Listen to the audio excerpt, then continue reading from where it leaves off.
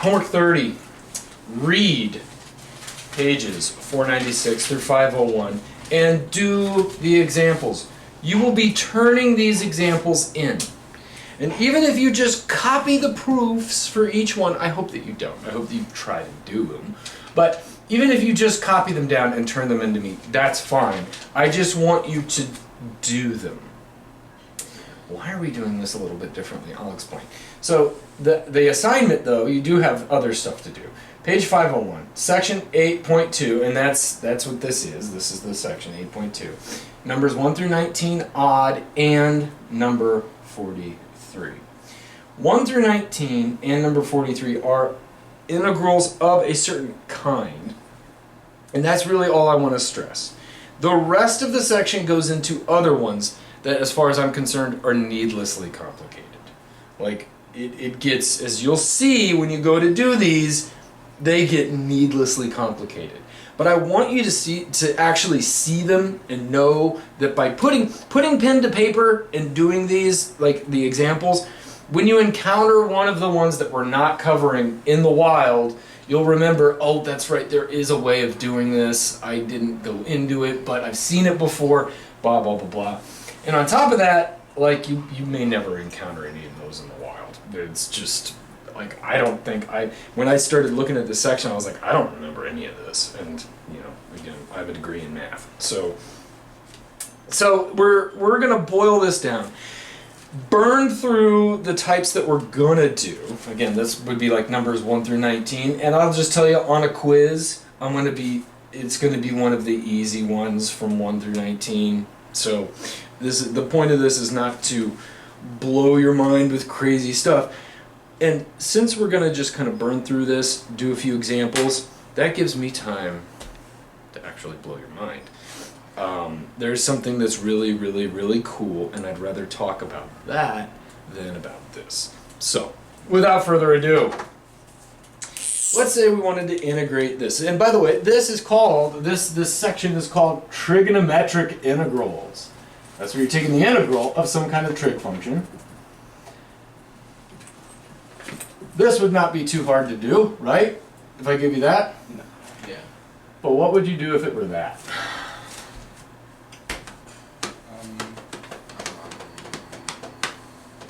Wait, what's the... Hmm? No, we haven't. Have we done Oh, it's stuff just like chain.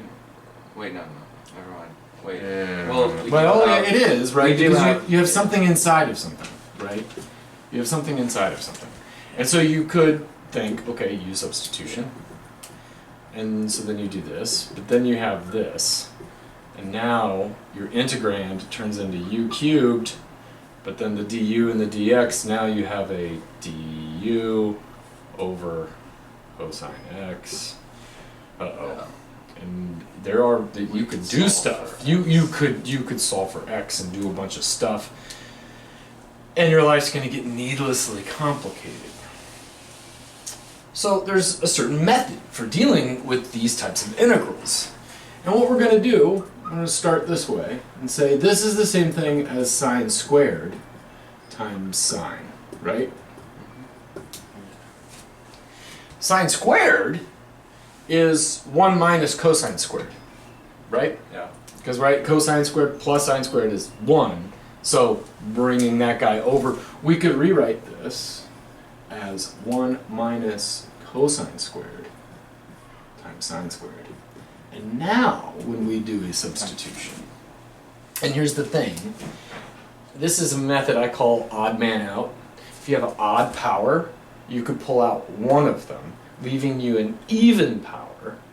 Even power can be turned into something like this, with the other, either sine or cosine. If this were cosine, you'd be doing this with sine. But here, you've done the other one. And what that affords you is then you can make this substitution. You could say u is whatever one that is, the other one, so cosine. Now what do I get? du equals negative sine x dx. And that's going to give you the thing that you want, right? du negative, and I'll put the sine x on the bottom. Since you had an odd man out, you have one of them and there's one of them left. And that's always going to work, and that's going to be your best friend here. So I'm going to say, okay, This is the same thing with my substitution as 1 minus u squared. The sine, and I'll just go ahead and do it the way I do it. Now the dx is minus, I'll bring the minus out here, minus du over sine. Those guys cancel, and I get minus 1 minus u squared du, which is minus what? -2. No. What does the 1 give me? U. Or u, yeah. Yeah, right? And then minus 1/3 u cubed. 1/3 u cubed plus a constant. But the u was cosine. And so minus cosine minus minus, Plus. careful with that, cosine cubed x plus a constant. And that's the name of the game here. Okay. You could check it. I'm not going to check it here because I want to get on with my life. So, but if you take the derivative of that, you'll get sine cubed. Actually, it's interesting because you take the derivative of that, it doesn't look like sine cubed, but you could rearrange. You take the derivative of it and you get this. And then, yeah, okay. Or something like it. That's part of this, like, your answer may not look like, and as always, anytime you're dealing with trig stuff, that just happens and it's terrible. I'm sorry. Okay, so moving right along, let's say we had something like this. Here's number 2 from the homework. Sine to the 6th x times cosine cubed x dx. Same thing applies. The first question I ask myself, is there an odd power? There is. And so I'm going to rewrite this. So this is sine to the 6th x. Cosine cubed is cosine squared times cosine. Now I have an odd man out. And so, I'm imagining if I could do something, if I get all of this in terms of sine, we'll have a bunch of sines to different powers, but then I'll be able to let u equal sine so that du is cosine, and that's going to cancel. And so I think the first thing I'm going to do is rewrite all of these guys. Everybody who's not the odd man out, rewrite him in terms of the other one. So you have cosine, we want to get everything in terms of sine. And so, I'm going to keep sine the way he is, sine to the 6th, and then rewrite this. It's nice that this wasn't to like the 8th power, because if that were the case, you would have cosine, well, I guess if it were to the 7th power, you would rewrite that as cosine to the 6th times cosine.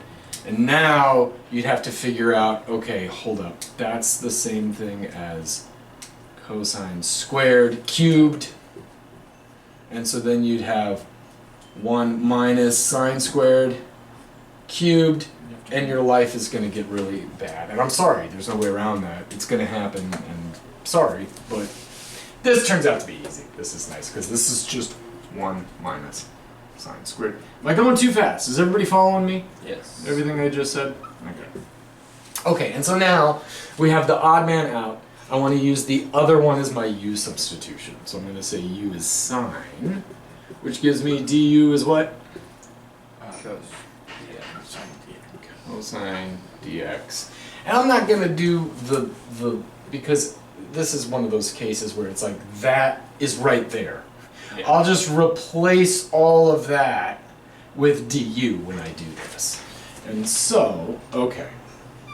Sine to the 6th is u to the 6th. 1 minus sine squared is u squared. Cosine dx is just du. And so, anytime we have a polynomial, it's easier if you multiply it out. If it's easy to multiply out. Sometimes it's not. This one is. And so, the antiderivative of this is what? 1, 7, 3 to the 7, minus 1, 9, u to the 9th plus a constant. But we don't care about u, we care about sine. So that's going to be 1/7 sine 7 minus 1/9 sine to the 9th plus a constant. And hopefully the one in the back of the book looks like this. If not, sorry. Okay? So anytime you have either just a single one by itself or a product of sines and cosines, and you have one of them is to an odd power, your life gets really easy because you can just do this. Yeah. The hard part is when they're both even. Watch. Just watch. This gets so bad. But it's actually not that bad. But it's way harder than what we just did. So here's one. And until you've done a bunch of these, you're probably going to go about this the wrong way, like I did. There's a right way and a wrong way to deal with these. And yikes. You could do the wrong way, and you'll still get there, but you'll have to like keep bringing in bigger and bigger guns. So I'm going to try to tell you what's usually, and this is the thing about it, you probably noticed by now in this class, that usually there's a cool way of doing something, or there's an easy way of doing something, but there's always an exception. And sorry, so yeah. Okay, here we go. Now we have two even powers. What I suggest you do is always turn them into cosine. Again, always with an asterisk there. Sometimes it's just not that, it doesn't work out that well. But I suggest that you start by turning everything into cosines. It's nice that that's a sine squared, so we could easily go, okay, 0 to pi. This is 1 minus cosine squared t times cosine to the 4th t dt. Then, the way I like to do it is say, well actually, and then even in here, it's usually better if you go ahead and multiply everything out so that now all you have is cosines to even powers. So I have cosine to the 4th t minus cosine to the 6th t. Up to the B3. No, you add. Now, add Oh, wait, them. oh, yeah. It's 2 cosines, Okay. multiply on another 4 cosines, it's to the 6th. Please check me on stuff like that. Okay, so now we have it's just a sum of cosines to even powers. Now, I'm going to rewrite that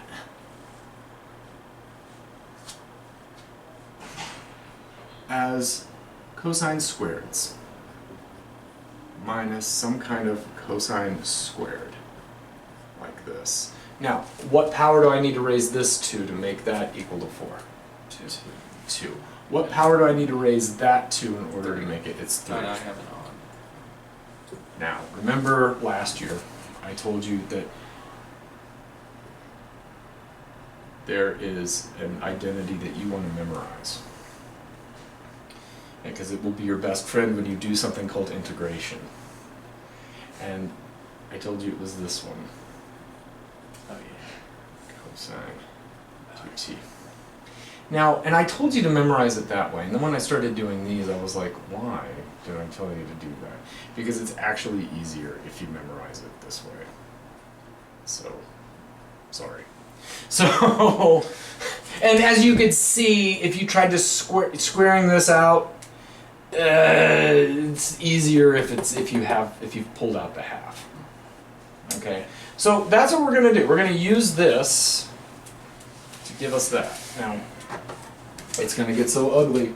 So, yeah, why not? Okay, so from 0 to pi of 1/2 times 1 plus cosine 2t squared minus 1/2 times 1 plus cosine 2t, all of that cubed. Now, here's the thing. It turns out that since sine squared is 1 minus cosine squared.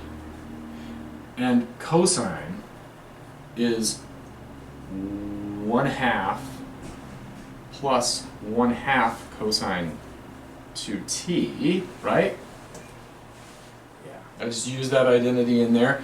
Then this gives us 1 minus 1/2 is 1/2, minus becomes minus cosine 2t. You could have turned this immediately from the very beginning. You could have said, oh, there's sine squared, so that's the same thing as 1 minus cosine 2t. And I suggest that you don't do that, because that's what I did, thinking, oh yeah, and boy does it get ugly. It just does. It does. And you know, what I'm saying to do here, turn everything into cosines, multiply everybody out.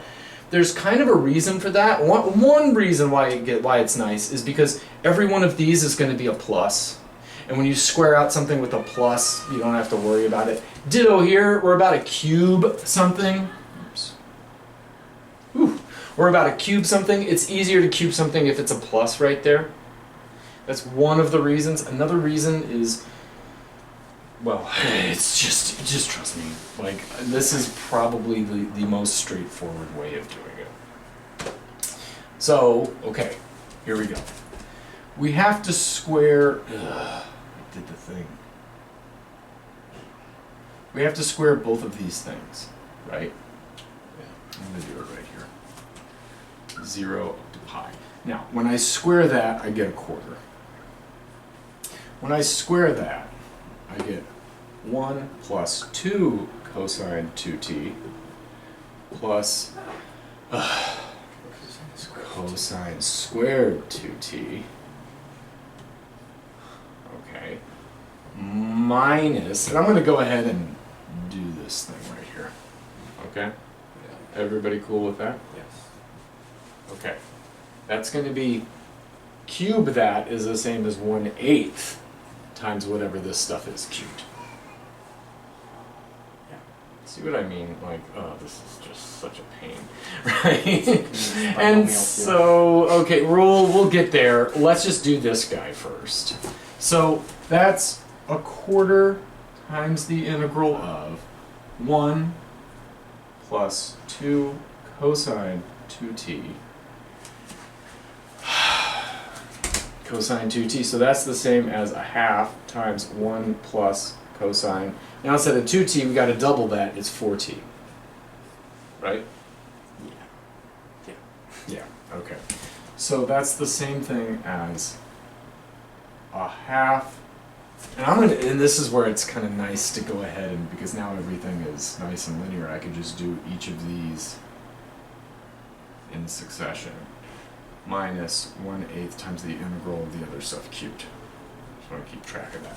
Everybody got that? Yeah.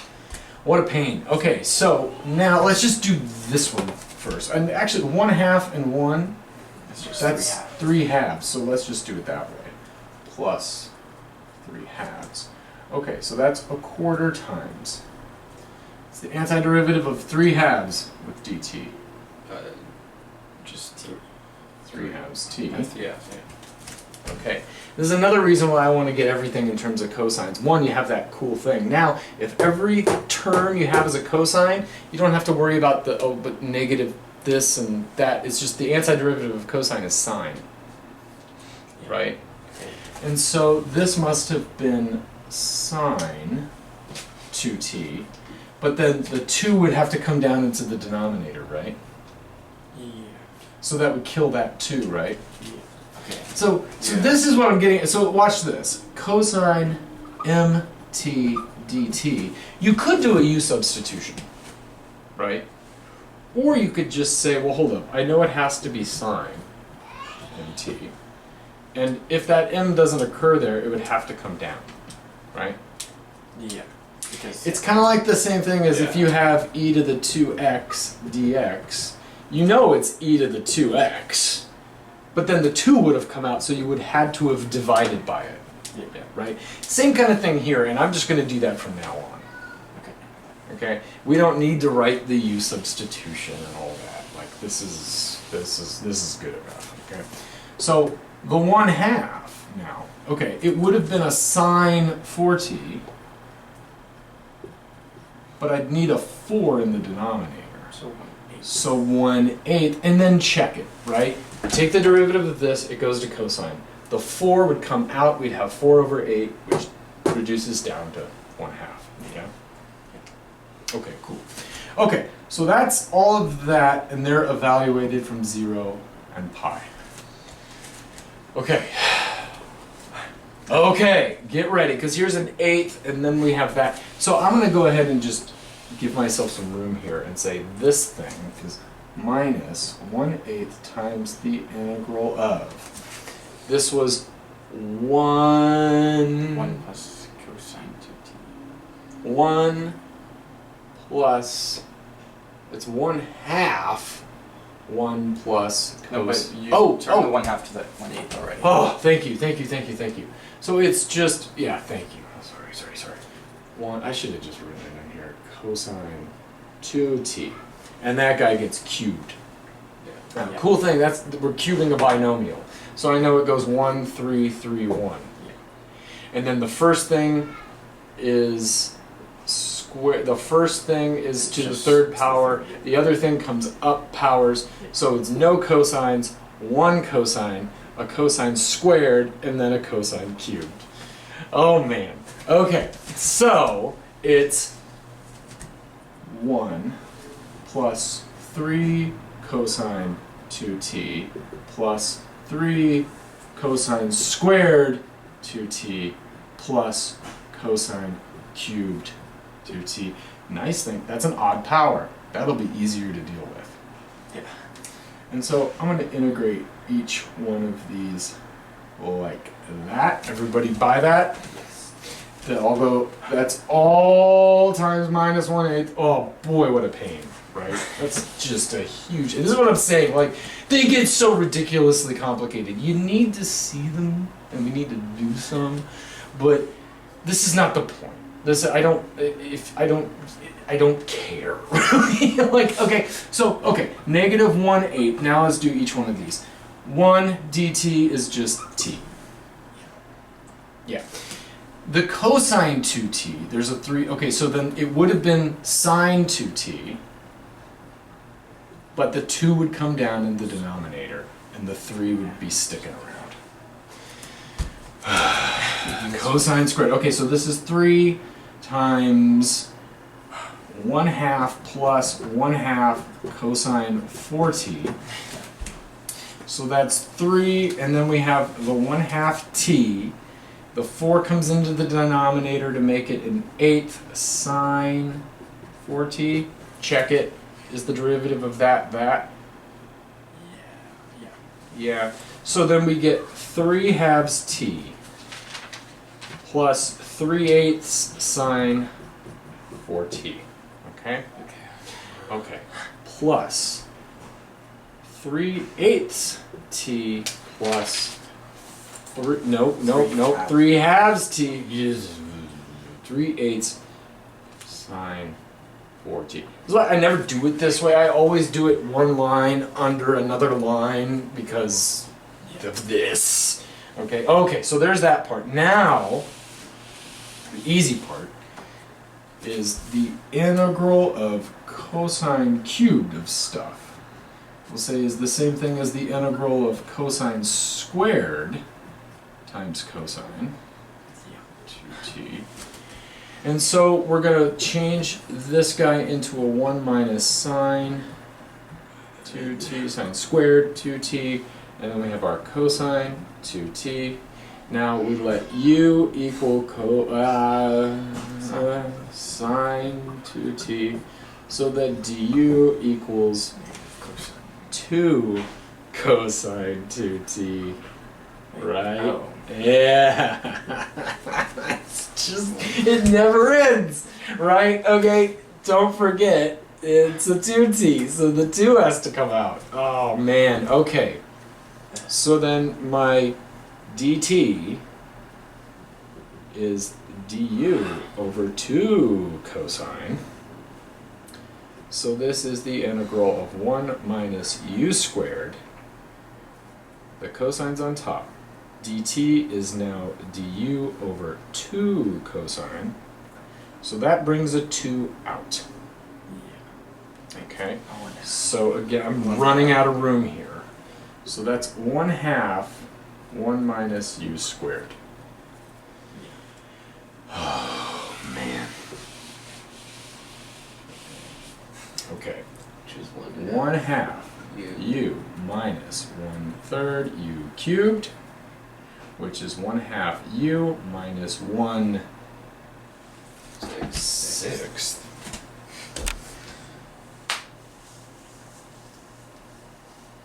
Yeah, okay, 1/6 u cubed. Or hope we get the same thing I got when I did it earlier, okay? So that's 1/2 sine 2t minus 1/6 sine cubed 2t. Now something really cool is about to happen. So 1/2, this is plus 1/2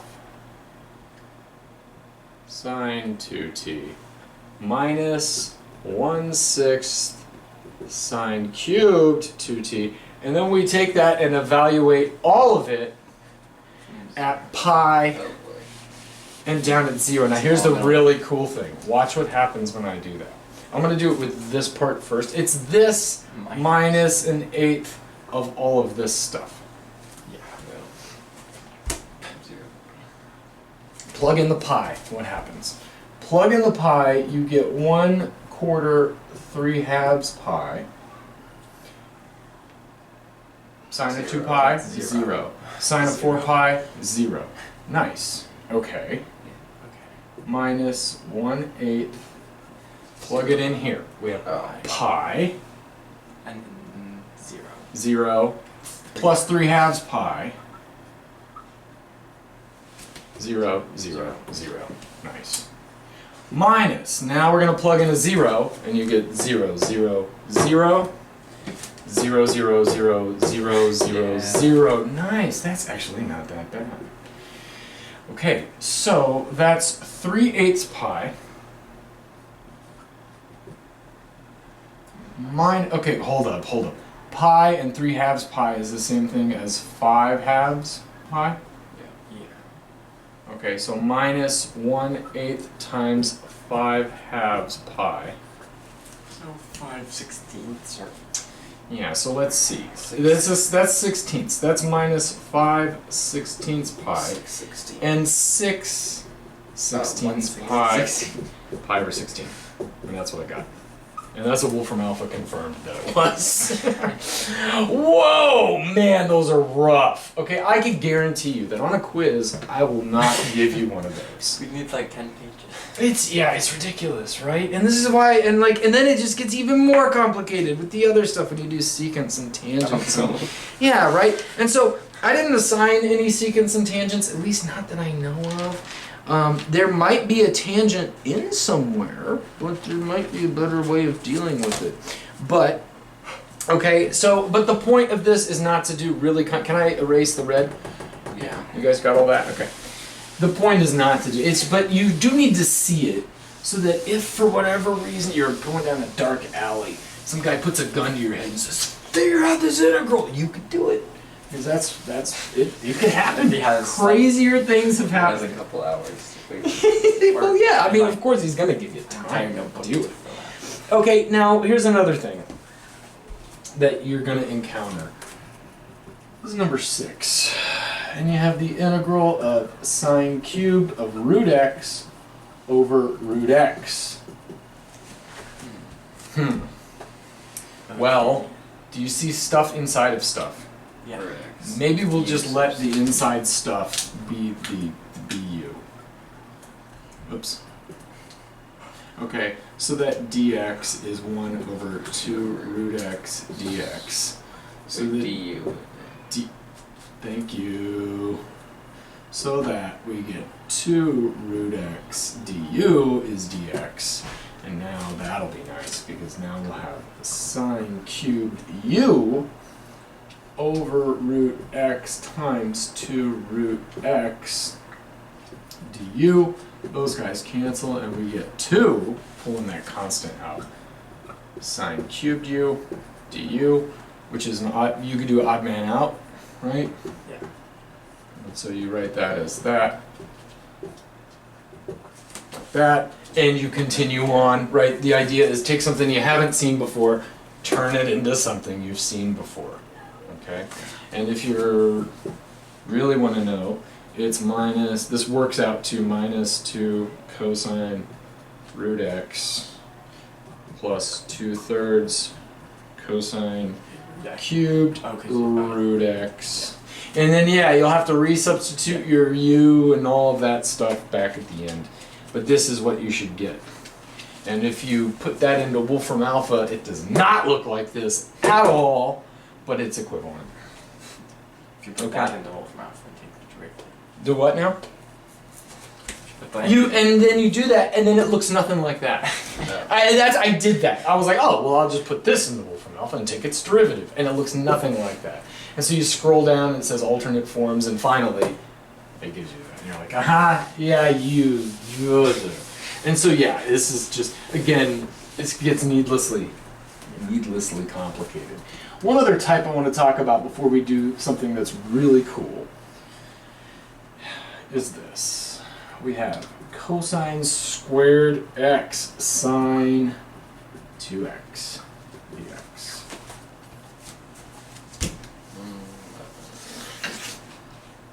Yikes, right? Good luck. You could try u substitutions and odd min out, not going to work. And so what you have to do is fall back on all of those trig identities that you've memorized. And it turns out that 2 cosine x sine x is equal to sine 2x. Oh yeah, I remember that. Yeah, And so you substitute into here, and we have cosine squared x. 2 I'm going to pull out, and then we have cosine sine dx. And here, how did I choose to do this? Yeah, we could call this cosine cube. We already have an odd man out. Yeah. All the others are cosines. It doesn't matter that he's also odd. Like, it does not matter, because that's cosine cubed, super cubed. Sine, and now we have one of them that's not the other type that's sticking out. So I'm going to let u equal cosine. Du is negative sine. So make my negative, take out the negative, and we get u cubed. Sine x dx is that. Du, negative 2, 1/4 u to the 4th, plus a constant. And so this works out to negative 1/2 u to the 4th plus a constant, which is negative 1/2 cosine to the 4th. That's not too bad. Plus, not too bad, actually. But the trick is, like, usually what you're going to do is say, hold up, are there trig identities? And you're going to try a trig identity and see, that did not make my life easier. You try this one and go, oh, ooh, I know how to deal with this type of thing. Okay, so I'll go on down this direction. That's just, I'm sorry, that's just the way it is. Okay, here we go. You're going to encounter, in your homework, you have like 1 through 19, and then I say like 35, or whatever it is. That 35 is something like this. It's like, it's not this, but it's something like this. Or something, I don't know. And there's a nifty trig identity that we like have barely covered. I think we might have talked about it once in class. I might have just said it's in the book. Look at it. Turns out to be really important. But it's not one that you memorize, because you'll never memorize this. There's a way of dealing with it. You'll see it in the book, and you'll do when you're going through the examples, be able to deal with this. But what I'm interested in is something a bit more general. Let's say that we have the integral from minus L to L. L is any real number. So if you imagine, we're going from negative L up to L. We call this a symmetric interval because it's the same on either side of the y-axis. So we're integrating over a symmetric interval. And I want to look at, is that the one I wanted to do? If that's the one I wanted to do. I want to look at something of this form right here. Cosine of times cosine of dx. Okay, of what? Some integer m pi over L times x. A different integer n pi over L times x. And, okay, what do? Well, the same thing like I said, you have these trig identities. We have this one. Cosine A times cosine B is the same thing as 1/2 times cosine A minus B plus cosine A plus B. And the way that we got this was, if you remember, if cosine A plus something is the same as cosine A, cosine B, and cosine, sine is the same, so cosine is minus cosine A, or cosine B, or I'm sorry, sine B, sine A, sine B, right? And then you take that, and the other one makes it positive, you add them together, and you could solve for that guy, right? Because the minus makes that a plus, right? So the cosine A minus B is that. It's the same thing, but this one's plus, so when you add them together, you get 2 cosine AB, cosine A, cosine B, which add that together, that's that. Divide by half, you get that. Okay, that's where that comes from. But this is nice because it helps us solve this. So let's use this here. Okay. This is the same. Make sure I haven't messed something up here before we start. Let's make sure I haven't messed something up. What did I do here? Oh, that's why. Okay. Yeah. Okay. So this says from L to L. I'm just going to replace this with this. Okay. So that's 1/2 times. It's going to be a sum now. Cosine of this minus that. So cosine that minus that plus cosine that plus that. That plus that, and that's all times that dx. Okay, so it's that plus that. So that's m pi over Lx minus n pi over Lx. And this is m pi over Lx plus m n pi over Lx. Everybody got that? Yeah. Now let's clean this up a little bit, because this is m pi over Lx plus or minus n pi over Lx. I could rewrite this as m pi plus or minus n pi all over Lx, right? Yeah. And in fact, I can make this even easier by doing m plus or minus n pi over Lx. Everybody buy that? Mm-hmm. I'm just keeping the x. I could put the x in the numerator. In fact, I usually do, but I just want us to see this thing as a constant, because m is a constant, n is a constant, of course pi is a constant. And if I've given you some interval, that thing L is also a constant, right? Okay, so I'm just going to rewrite this then, like this. Let's pull out that half first. And we have the integral from negative L, cosine m minus n pi over Lx plus cosine m plus n pi over Lx dx. And I'm going to go ahead and do this. Plus 1/2. Can I do that? Yeah. Right? I could, and you could see distribute the half into each one of these. And then integrate, and Yeah. so, yeah, okay. I'm not doing the dx's because I ran out of room. Okay, so, let's see what that is. That's 1/2. Now, what's the antiderivative of cosine? Negative sign.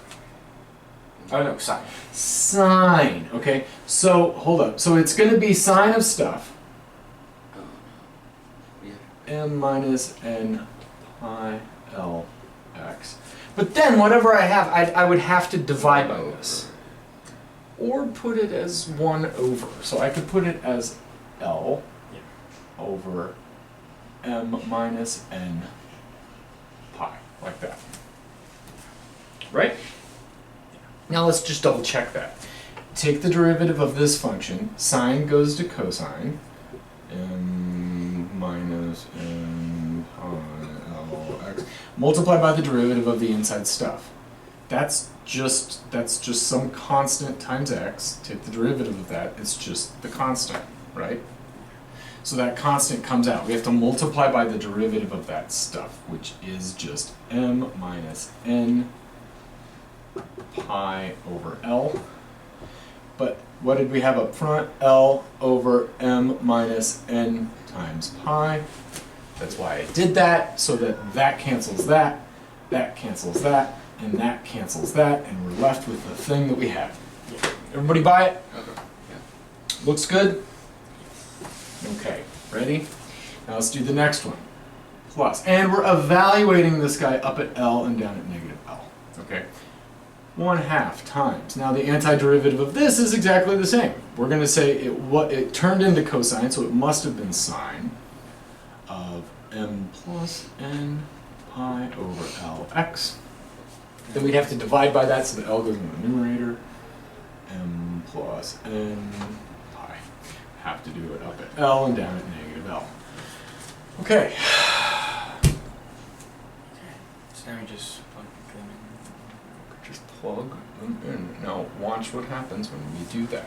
Now these are constants. I'm gonna consolidate these constants out here so we don't have to worry about them. L, m minus n, pi, like that, and then do my plug in L minus off whatever L is. You buy that? Can I do that? in. Yeah. Right? Otherwise he would have showed up here and here. I could just pull him out. Yeah. Right? Okay. Same thing here. You guys both buy this? That I could do this? Yes. Yeah. L m plus n pi. And then I'm going to plug in my L minus off what I get when I plug in my L here. Okay. Plug in my L, and what happens? Watch. Sine m minus n L just goes away. pi over L times L. L goes away. I have sine of some integer, m minus n, whatever it happens to be. It might be -7. It might be +2. But times pi. What does that equal? 0. 0. Always. For any integers m and n, right? Because sine always goes through at all the pi's, right? 1 pi, 2 pi, 3 pi, -1 pi, -2 pi, -3 pi, forever and ever. It doesn't matter. This guy comes out to be 0. Plug in a negative L. Now it's just negative. It's the same, still 0. It's still 0. Plug in my positive L here. Now the only difference is that's a plus right there. Right. 0. It's 0. And then plug it in when it's negative. Still 0. This works out to be 0. Always. Always. Unless. And so first off, I'm gonna write it like this. 0. Okay, right? Right? We just did that. Unless, what if m is equal to n? If m is equal to n, you've just divided by 0, and that's bad. But we've seen something like this before. We have a formula for something. If you have ax squared plus bx plus c equals 0, I claim that x is equal to blah da da da da plus or minus the square root of over 2a. Yeah. And you say, oh, but okay, so in other words, if I have 5x plus 2 equals 0, you're telling me that the x-intercept, I have to divide by 0. It's like, no, you wouldn't have done all of that. You wouldn't have done this if your a were 0 to begin with, right? Like 0 times x squared. Well, then you don't have a parabola, so you wouldn't have done any of this, right? So it's, as long as a is non-zero, you would go ahead and blah, blah, blah, blah, blah to derive this. But if your a were 0, you would do something else, wouldn't you? Yeah. So let's say that the m and the n are the same. And let's see what we would have done. If the m and the n are the same, then it's just this squared. It's cosine squared of n pi over lx dx. And so you would say that's the same thing as 1/2 plus 1/2 cosine 2 times that amount, 2n pi over lx. And you integrate that guy from negative L to L. So let's do it. What's the antiderivative of that? 1/2 x. Okay. Okay, hold up. All right. We have a half. Now, the cosine would have been a sine, right? Sine 2n pi over lx. But then we would have had to have divided by this, which would have made this L over 2n pi. Yeah? Yeah. Okay, so that's the same thing as L over 4n pi sine 2n pi over lx. And we're going to evaluate him up at L and down at negative L. Plug in my positive L. I get 1/2 L plus, what happens when I plug in the L? The L goes away and I have 2n pi, where n is some integer. What does that work out to? 0. A big fat 0. So I take that and then I subtract off, plug in a negative L. 1/2 times negative L is negative 1/2 L. Plus, the negative would have made that negative, which would still be 0. So it's still 0. So it's So what did it? But Negative, that's a negative. Oh. Now we have 1/2 L minus a negative 1/2 L. Comes out to what? L. Plain old L. So what we get is, if this is a m, whenever m is not equal to n, you get a 0. You get a L whenever m is equal to n. Yeah. Okay? Okay, now we've just proved that this is true. And I claim, and you could actually, now that you know the trick, you could do this with these other ones, but let me just get all this up here. We have this is equal to 0 if m is not equal to n, and it's equal to L if m and n are the same. This integral, you could show, using the same thing, that sine n pi L x cosine n pi L x dx is always equal to 0. It's always equal to 0. You could work it out the same way we just did. It's always equal to 0. It doesn't matter if they're the same or not. It always works out to 0. You could work that out if you're so inclined. And the other one is sine and sine. Sine m pi over L x sine n pi over Lx dx. It's equal to 0 if m is not equal to n, and it's equal to L if m is equal to n. So in other words, if it's the same function, you get L. Okay? If that function and that function are the same, right, if m is equal to n, you get L. Yeah. if they're in, so we have, if you think about it, what we have is a set of functions. And they look like this. We have sine pi over Lx.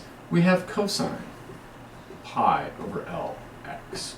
We have sine 2 pi over Lx. We have cosine 2 pi over Lx. And so on, and so on, and so on, out to infinity. Yeah. We also have their negatives, right? We also have 0. Sine 0 is not very important. Cosine 0 is 1, so they're there. I guess we'll put them in there, 0 and 1. Actually, whatever. And so then, and all of the negatives as well, right? We have cosine of, say, negative 3 pi over Lx. And we have sine negative 3 pi, and all of them, right? And it turns out, you take any two of them, multiply them together, and integrate from negative L to L, and you'll always get 0, unless it's the same one, in which case you always get L. So we take two functions, we take their product, and you always get a 0, unless it's the same function, and you take its product and you get an L. Does this sound familiar? Can you think of a type of product and a set of things that you take their product and you get a 0? Unless you take the product with itself and you get a number. Can you think of something, a special type of product? The blank product. Oh, the dot product. wait. Right. The dot product has an interesting, so when we had vectors, Yeah. we take the dot product of two vectors, let's say u and v. Oh, okay. We took the dot product of u and v, and if they equal 0, we said that these vectors were, Not equal. Yeah. that they're what? They're perpendicular. Perpendicular or orthogonal. They were orthogonal to each other. And we had a special set of vectors that were all orthogonal to each other.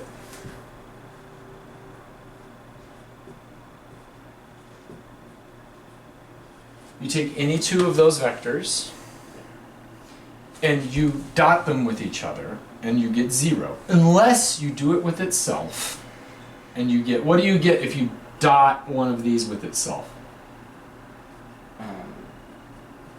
So it'd be 1 1 times 1 plus 0.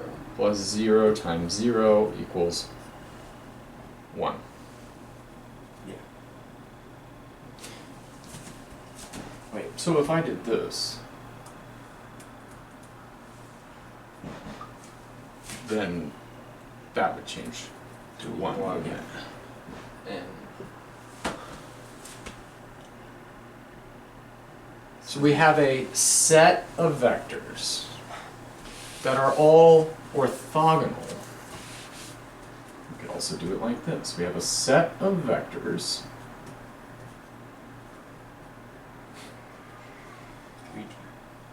3D. They're all orthogonal. You take any two of them, dot them together, and you get 0. Unless you take the same one and dot it with itself, in which case you get 1. Yeah. Okay? Watch this. Just keep that in your mind for right now. And we'll keep it up there. We'll keep this up there. We'll keep this up there. Let's say we have some vector. Let's call it u. And I don't know, maybe it's 2, 3. I could think about u as a function. I could just say, you know what, this thing has there's a possibility of 2 inputs. When I plug in a 1, I get out a 2. When I plug in a 2, I get out a 3. So this thing, this u, just defines some function, right? Now, I didn't have to call the inputs 1 and 2. I could have made it symmetric if I wanted to. I could say I could just take that interval 1 and 2 and slide it and say, okay, well, you have some number here, maybe call it -1. You have some number here, call it 1. And when I plug in the 1, I get out a 2. When I plug in the -1, I get out the 2. When I plug in the 1, I get out, say, a 3. And this is just a function. Similarly, you could give me any function that has only 2 inputs. Maybe the input's 5, and maybe the input's 7, I don't know. And it has some output, I don't know, A, and some output B. And I could say, you know what, I'm going to realize that function as a vector. We'll just slide the 5 and 7 over to here. And when I plug in the first one, I get out of A. When I plug in the second one, I get out of B. And so any function with 2 inputs can be realized as a vector. Yeah. A vector in 2 space. Yeah. Similarly, every vector in 2 space can be seen as a function that only has 2 inputs. Right? Yes. Everybody with me on that? Okay. Okay.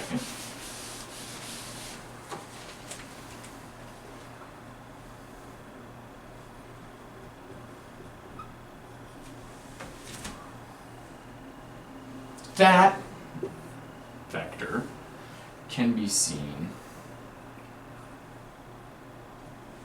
as a function, where we say, okay, when you plug in your first input value, whatever it has, I'm just using -1, 0, and 1. I could have used any 3 numbers. They didn't have, I mean, I could have used 1, pi, and e to the 9th. Whatever, who cares? That's not really the point. The point is, I could choose some input to go along with this output. I could choose this to be 7 and this to be 4, right?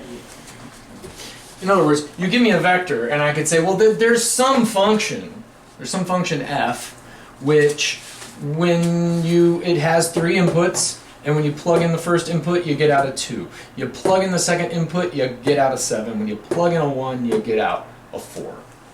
Similarly, if you give me any function on any domain that has 3 and only 3 inputs, and maybe they're at, I don't know, 3, 4, and 5, and they have outputs, let's say, I don't know, 2 and 7 and, I don't know, 4, I could say, well, you know, we could slide this over and just say, okay, same function, we'll just say that these are the inputs. And then we'll say that this corresponds to the first entry of that vector. This corresponds to the second entry of that vector. So you give me any function with 3 inputs and 3 outputs, and I could say then there's a vector, a 3 vector, a vector in 3 space that corresponds to that function. Why stop there? And what if I had a function with 5 inputs? I could say, well, then it has, there's some function u1, or some vector u1, u2, u3, u4, u5. There's some corresponding vector which corresponds to that function, right? What if it had 10 inputs? Then you'd have a vector that corresponds to u1 up to u10. They're the same thing. We're just writing them differently, right? What if I had a vector that had infinitely many? We have those. They're called functions. Yeah. It's just called a function. What I'm saying here is a vector is a function. And a function is a vector. Yeah. They're the same thing. It's just the vectors that we've been dealing with so far have only finitely many input values and output values. But we could just extend this and say, okay, then every function, you give me any function, f of x, that's defined on some interval, maybe from minus L to positive L, I don't know, and that function can be seen as a vector. right? Yeah. Give me any group of outputs on anything, and I could just say, you know what? I'm just going to correspond that to entries in a vector. Point is, functions are vectors. Functions are like special cases of vectors. They just happen to have infinitely many entries. Okay? Everybody with me so far? Yes. Okay, alright, okay. So, what have we done thus far? I've said that functions are just vectors.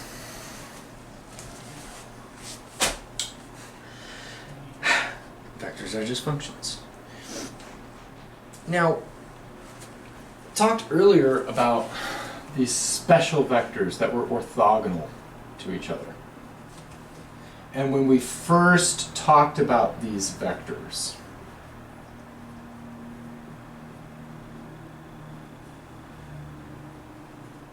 I said that these form a basis for all vectors in this space.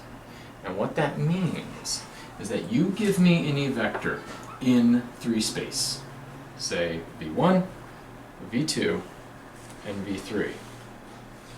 And when I said this, I was like, this is important. Now, we gave these guys special names. We called this guy I hat, remember? We called this guy J hat. And we didn't really do it, but we called this guy K hat. I said that each one of these vectors, any vector in the space, you give me any vector. I don't care what it is. It could be a 9, a 7, a -4, pi, e to the pi. And you can write this as a sum of these vectors, right? In other words, I could write this as a linear combination of these vectors. I could call this v1 I hat plus v2 j hat plus v3 k hat, right? And I was like, this is big, guys. This is really important. And you're like, dude, that's obvious. Like, that's just, why is this so obvious? And it's like, well, and I'm like, check it out, dude. You can do this. It's really important. We gotta remember this. And you're like, this is the most trivial thing you've ever said, dude.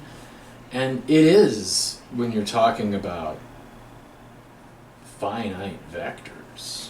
Because, yeah, look at that, right? Obviously, you could just take this vector and deconstruct it like this, right? That's all that means, right? Is that we could just split it up and say, okay, it's v1, 0, 0, plus 0, v2, 0, plus 0, 0, v3. And I said, this is really important, guys. You gotta internalize this. Okay. Are you guys ready? Are you ready? You ready for this? We're ready. Okay. So, we're almost there. We got a couple more things to do.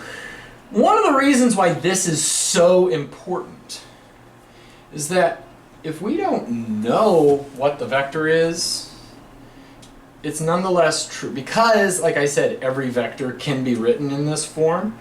It turns out to be really easy to find what these components are. And all you do is, if you want to find the first component, you take the dot product with that first vector. Why? What does that do? Well, right, that's the dot product of, that's just a constant, so he just comes out, I dot I. This is V2, this is just I dot J. This is V3, this is just I dot K. Right? And so you have a V1, and just, I'm going to be a little explicit here, right? 1, 0, 0, 1, 0, 0. This is whatever V2 is, we don't know what it is. And then I dot J would be 1, 0, 0, dot 0, 1, 0, and so on and so forth. Yeah? That dot that is 1 times 1 plus 0 times 0 plus 0 times 0. So it's just 1. But we knew that ahead of time because, like I said, we know that if you take any two of these vectors and dot them together, you're going to get 0. Unless it's the same one. I dot I gives you 1. But all of these are going to give you 0. 1 times 0 is 0. 0 times 1 is 0. 0 and 0 are 0, and so you get a big fat 0. You also get a big fat 0 for the next one. And so, in order to find the components, if you were trying, you have some vector, it does something, and you're like, I need to find out what its components are. You could just say, well, I'll take the first basis vector and dot it with the thing itself, and I will get the first component, Yeah. right? If I want to find the second component, I just take the second vector, dot it with the vector itself, and I'll find the second component. Ditto with the third component. I dot them. Why? Because everything that's not when you dot it with J, everything that's not J goes to 0. Yeah. Yeah.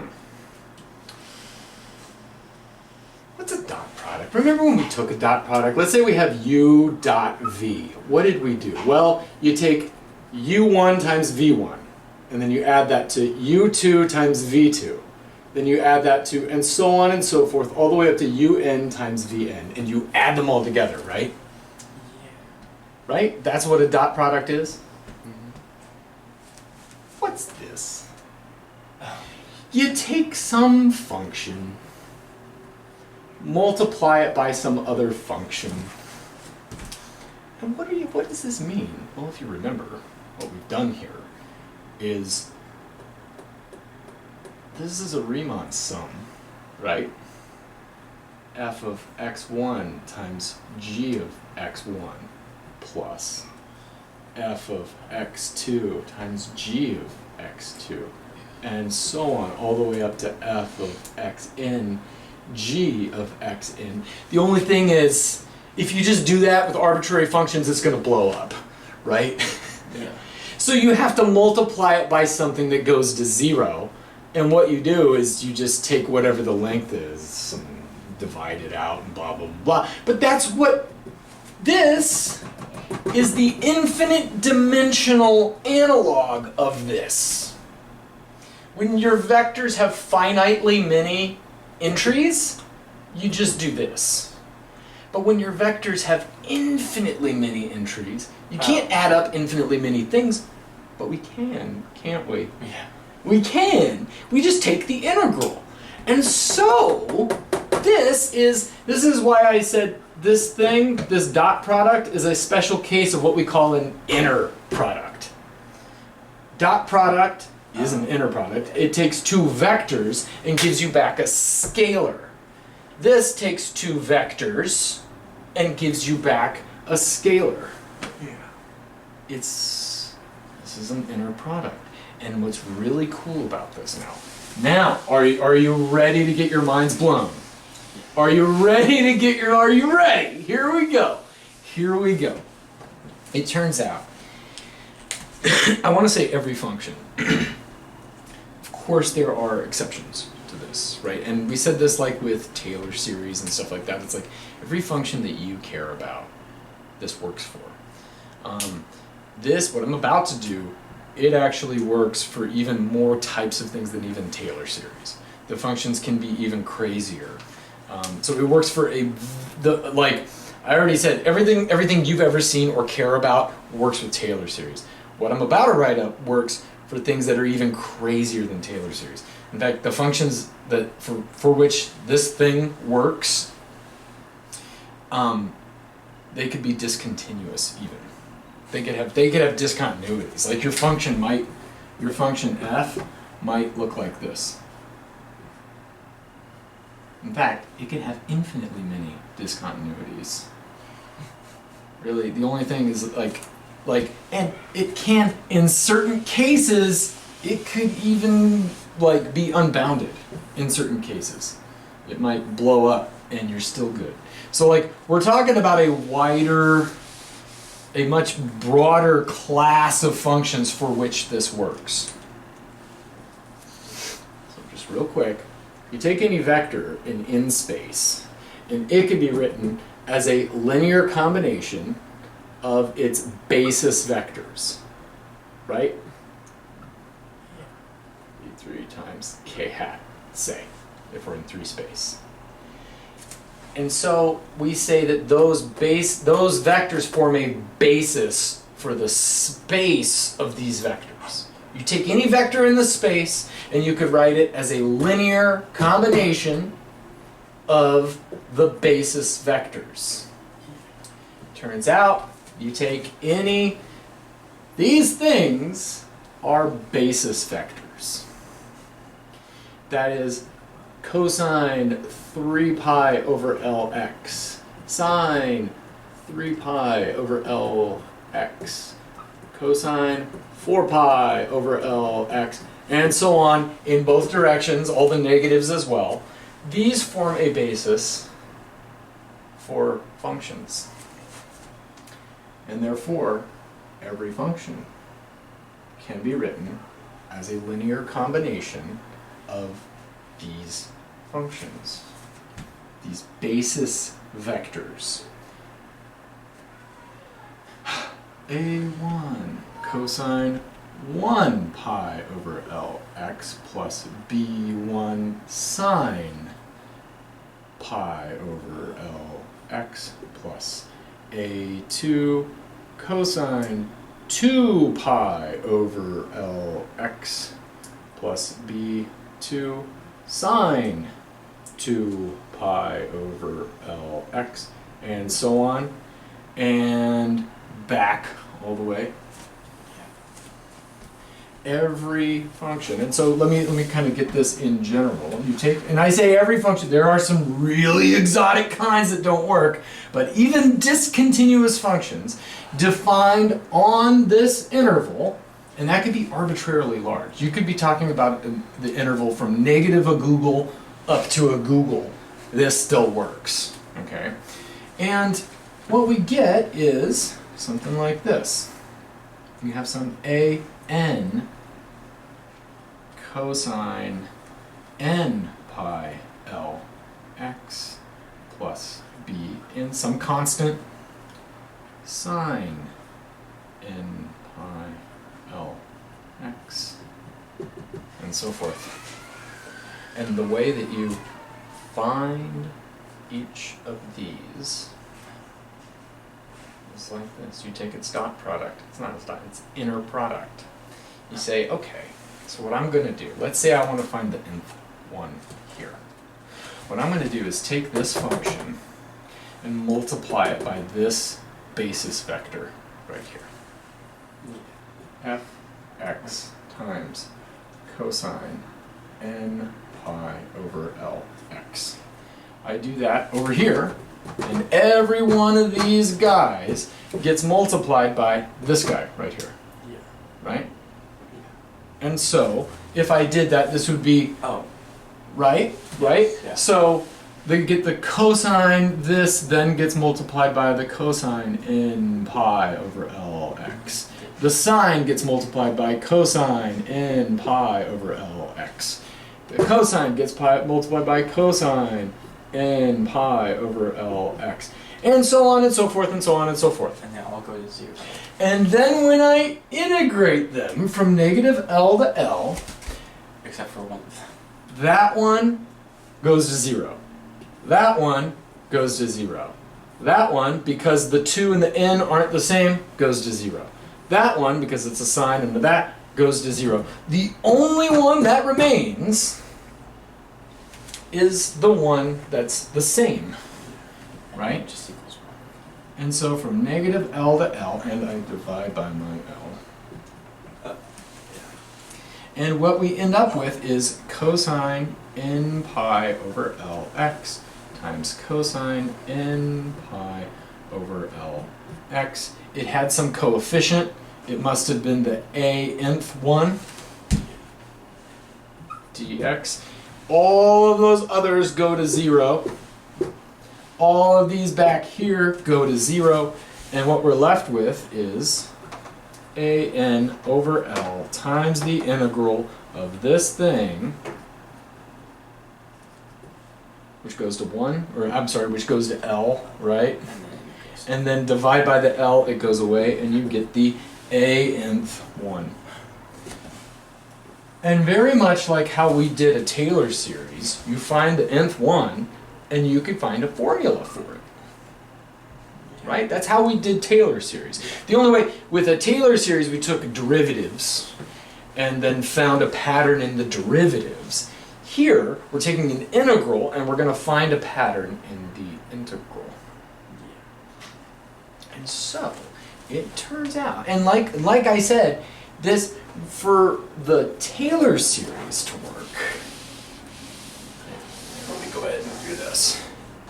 For a Taylor series to work, we have this nifty formula. N goes from 0 to infinity of the nth derivative evaluated at x0 over n factorial. There was your constant, right? There's your an right there.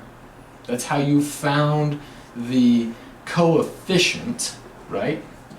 That's your an times x minus x0 squared. There's your, or to the nth power.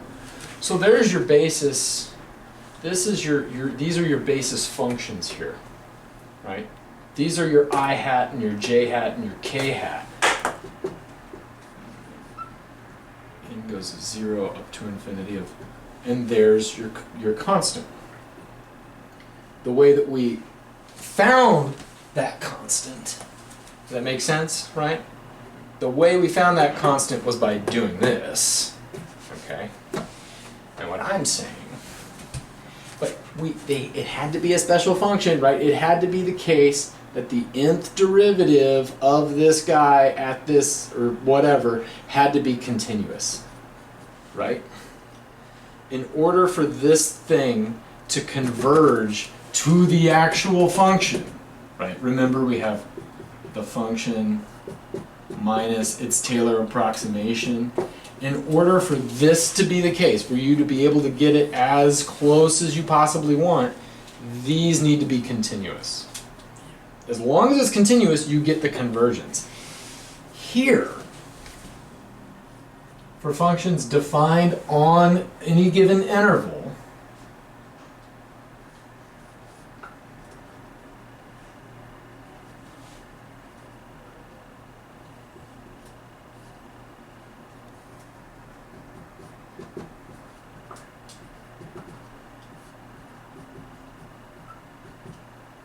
I'm sorry, it goes down to negative infinity too. Right? Like I said, it goes both ways, right? It goes 2, 3, 4, 5 pi, blah, blah, blah. -2, -3, -4, and so on and so forth. So it goes in both directions. But it turns out that all you need is for your f to be of bounded variety. Don't worry about that. But like, it's, in other words, this thing could have, turns out, infinitely many discontinuities, jump discontinuities. There's certain cases where you could have it could go off to infinity and you're still good. Can't the Taylor series do ones that go off to infinity though as well? Say again? Can't Taylor series also do ones that go off to infinity? They could, yeah. And well, you have problems at the place where it goes off to infinity. Yeah. Here, there are many cases, but what I'm saying is, if your function has a Taylor series, it absolutely does this. There is a way of writing it. And to find those guys, right, the way we found these guys here, if we could just find what coefficients makes this polynomial close to that, that's how we did it. With this, if we could just find the coefficients that make this close to that, well, you just do it by instead integration, right? You have the an, you take your f times the cosine. To find your bn's, you do your f times the sine. That's how you find your formula. Plug it into here, plug that bad boy into Desmos, and you'll see that it converges to the thing, even if it's discontinuous. One of the first ones you do when you do this type of thing, by the way, this is called a Fourier series. After Jean-Baptiste Jacques Fourier? Jean-Baptiste something Fourier. Fourier is the name of the guy who came up with this originally. This is called Fourier analysis. And you could have a function like this. And it turns out that the more and more of these things that you do, you're like, if you again, right, like with successive approximations of the Taylor series, it gets closer and closer and closer.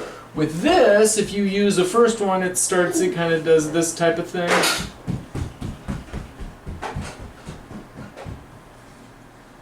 And then as you do more and more of them, they start to converge closer and closer, and you could actually get discontinuities like this. I mean, my point is,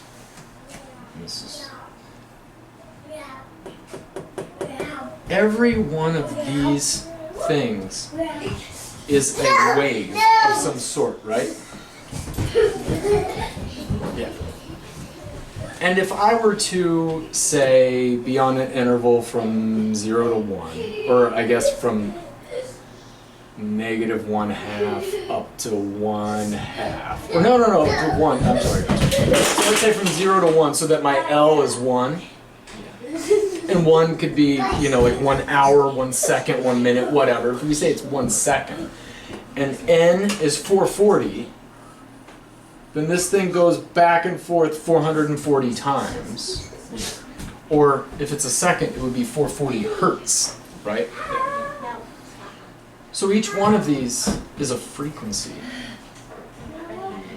Each one of these is a note.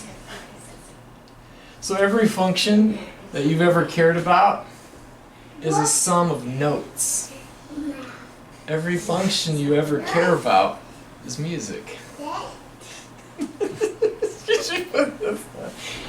Is that cool or what? Is that cool or what? So, and there's one more thing on that. This also works, I mean, this works backwards too, right? Like, given any signal, let's say we have like an hour-long signal. It goes from 0 up to, let's say, 60 minutes. And it's some kind of signal, it's bounded. Maybe there's discontinuities, who cares? But let's say that this signal is Beethoven's Ninth Symphony. You could just move this guy over 30 minutes, -30 minutes, and find each one of these, and you could exactly reconstruct Beethoven's Ninth Symphony in terms of these bad boys right here. Yeah. Any signal. You could take this video right here, turn it, like, you could take the audio from the video and it looks something like this. Or you could take the video itself, turn it into zeros and ones. Just like, you know, it happens like computers do. Yeah. And you could just treat that, however many of them there have to be. I don't know, whatever it is. Let's say it's like -10 to the 10 to the 10. I don't know. It's not that many. Let's say 10 to the 10 on both sides. And so you have zeros and ones, and so your function looks something like this. 0, 0, 1, 1, 0, 0, 0, 1, 1, 1, 0, 0, 1, 0, 0, 0. Okay? You could take this function, there's your function, find its whatever, and this very video digitized is music. It's beautiful. So I hope I've blown your minds. This is a lot to digest, right? And you're not going to be tested on any of this. I'm not going to ask you to find the Fourier series for a given function, though we could. It wouldn't be that hard. But we're not going to do that. I just want you to see this. Did you, any questions? Like, do you see what I mean? Like, these are basis vectors that and what I'm saying in the space, so when we had actual vectors V, we have special basis vectors with which you could write like this. And you could find each one of those with the dot product. Same thing here. Any function is just a linear combination of other functions. B, G, you know, or I'll just do it like this. A1, A2, A3, G. Kind of like how this was a linear combination of functions. It's all very similar. right? Yeah. And that's kind of the name of the game. Oh, there was one more thing I wanted to say on this. Does it work with like that function that's like it equals 0 if it's I don't know. I think that's a bit rational and too 1 much. if it equals- That if might it's be too much. It might just turn it into 1. That's the thing. So it could, I think it could have countably many. So like if you had a function that were like this, here at 1 it's some number, say 1, and here at 2, or oh, sorry, at a half, then it jumps. Oops, it jumps. And then at a quarter, it jumps again. And then at an eighth, it jumps. And then at a 16th, it jumps. It should be fine. Yeah. It should be fine. So it could have infinitely many discontinuities, but I don't think it could be completely discontinuous. I think that might be one of the kinds. Although, I think it might actually work with you're talking about the It's like the 0 contour if it's function. rational. It's 0 if x is Or maybe it's irrational. rational, or 1 if it's not rational, or f of x. Yeah, it might work with that. I want to say it does because it's bounded. It's between 0 and 1. If it's bounded, it should work. But I don't know if that's a bounded variety. Actually, I don't think it is. It's not a bound. No, it won't work. It won't work, I don't think. Don't quote me on that. I could be wrong. There's something called bounded variety, but so that's not a bounded variety, but it might still work. That's the thing. It's like whole branches of mathematics have come down to, does this converge for this function? Like people have like not just like yeah, people have made careers out of trying to answer that question. And so it's a pretty hard question to answer. So you'll notice this has the form some constant times cosine plus something sine. Cosine plus something times sine. Yeah. Right? Does that sound familiar? Cosine plus something times sine.